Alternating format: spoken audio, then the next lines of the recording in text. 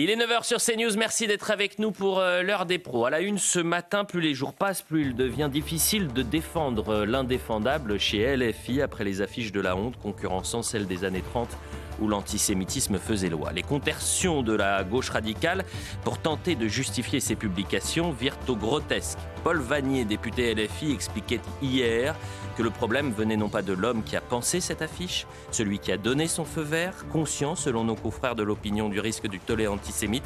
Non, le problème c'est l'intelligence artificielle qui a produit ce cliché. Je résume, si polémique il y a, allez dire ça au logiciel Grok d'Elon Musk. Il n'y a pas un mot à retirer de l'édito de Patrick Cohen hier sur France Inter. Jean-Michel Apathy aussi s'est fendu d'un tweet pour soutenir Cyril Hanouna. Signe que les divergences des uns s'arrêtent ou commence la haine des autres.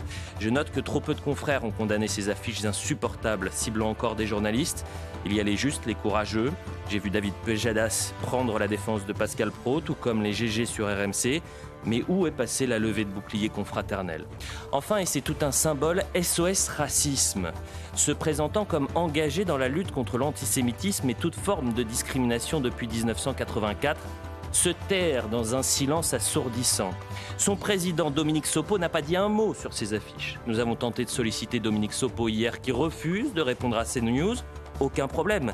Qu'il aille sur un autre média pour les condamner.